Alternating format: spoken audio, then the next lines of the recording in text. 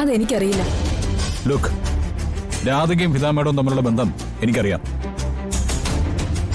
അത് മറച്ചു പിടിക്കാൻ നിങ്ങൾ എന്നോട് ശ്രമിച്ചിട്ട് യാതൊരു കാര്യമില്ല. അവരവിടെയുണ്ട്. ദേ, എത്ര ദൂരെയാണെങ്കിലും ഞാൻ പോയി കണ്ടോളാം. വരുണതിന് ഇത്രയും ബഹളം വെച്ച് രാധിക അന്വേഷിക്കുന്ന? രാധികയായിട്ട് എന്ത് ബന്ധം വരുന്നുള്ളത്? അത് നിങ്ങളോട് പറയേണ്ട യാതൊരു ആവശ്യം എനിക്കില്ല. അപ്പോ വരുണ് രഹസ്യങ്ങളാവാം. അതെന്താ മറ്റുള്ളവർക്ക് ആയിക്കൂടാത്ത? ഓഹോ, അപ്പോ രഹസ്യങ്ങളുണ്ടെന്നുള്ള കാര്യം നിങ്ങൾ അങ്ങ് സമ്മതിച്ചു. നിങ്ങൾ എന്താ ധരിച്ചിരിക്കുന്നത് മാഡം? ഇക്കാലത്ത് ആർക്കാ ഇങ്ങനെ കുളിച്ച് താമസിക്കാൻ പറ്റുന്നത്? ആർക്കത് കണ്ടുപിടിക്കാൻ കഴിയാത്തത്? എങ്കി വരൻ കണ്ടുപിടിച്ചോളൂ, എന്നെ ബുദ്ധിമുട്ടിക്കണ്ട. ഞാൻ ഇവിടെ ശമ്പളം വാങ്ങിക്കുന്ന ഒരു സ്റ്റാഫ് മാത്രോ. ഇവിടുത്തെ കാര്യങ്ങൾ എന്തെങ്കിലുമാണ് അറിയേണ്ടതെങ്കിൽ ഞാനത് കൃത്യമായിട്ട് പറഞ്ഞു തരാം. വേണ്ട മാഡം, നിങ്ങൾ തരുന്ന യാതൊരു ഇൻഫർമേഷനും എനിക്ക് ആവശ്യമില്ല. പക്ഷേ പിതാമേടത്തോട് നിങ്ങൾ പറയണം, അവരെ കാണിച്ചുകൊണ്ടിരിക്കുന്നത് ക്രൂരതയാണെന്ന്. ഒളിച്ചും മറച്ചും അവര് കൊണ്ടു നടക്കുന്ന രാധയുണ്ടല്ലോ, അവൾ എന്നെ കാണാൻ ആഗ്രഹിക്കുന്നുണ്ടാവും. അത് ഒരുപാട് കാലം നിങ്ങൾക്കൊന്നും മറച്ചു വെക്കാൻ പറ്റില്ല. നിങ്ങൾക്ക് മാത്രമല്ല, വേറെ ആർക്കും. ഇവിടെ നിന്ന് അങ്ങോട്ട് അടുത്ത 24 മണിക്കൂറിനകം പിതാമേട എവിടെ ഉണ്ടെന്ന് ഞാൻ കണ്ടുപിടിച്ചിരിക്കും. രാധികയോട് ഞാൻ സംസാരിച്ചിരിക്കും. മാഡം, ഇതൊരു ചലഞ്ചായിട്ട് തന്നെ എടുത്തോ.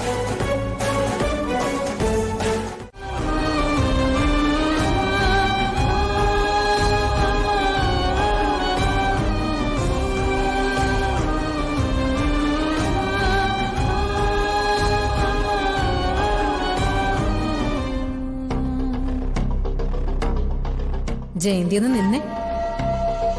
ജയന്തിയുടെ മൂത്ത മോളുടെ കല്യാണമല്ലേ, അത് നിനക്ക് ഭംഗിയായിട്ട് നടത്തണ്ടേ? ഞാൻ പറയുന്ന കാര്യം ജയന്തി നടത്തി തന്ന ജയന്തിയുടെ മകളുടെ കല്യാണം ഞാൻ നടത്തിത്തരാം, ആർഭാടമായിട്ട്. ഞാൻ പറഞ്ഞല്ലോ ജയന്തി, നിന്റെയോ രാമചന്ദ്രന്റെയോ കാര്യത്തിൽ ഒരു പേടിയും വേണ്ട. നിങ്ങളെ ഞാൻ സംരക്ഷിക്കും.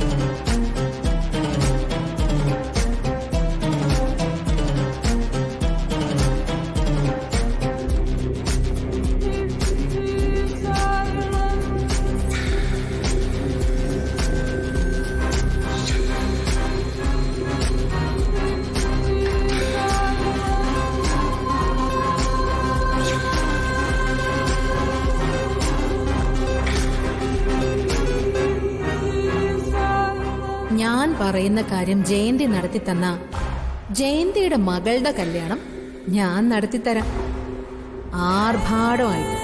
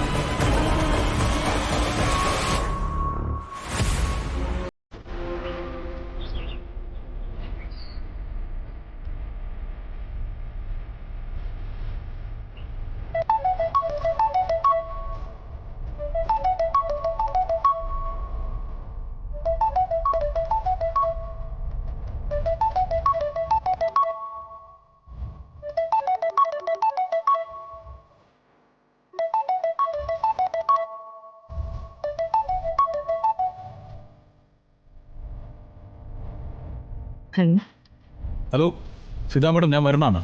നിങ്ങൾ എവിടെയാ ഉള്ളത്? എന്തിനാണ്? നിങ്ങൾ എവിടെയാണെന്ന് പറയൂ, ഞാൻ അങ്ങോട്ട് വരാം. എനിക്ക് രാധയെ ഒന്ന് കാണണം.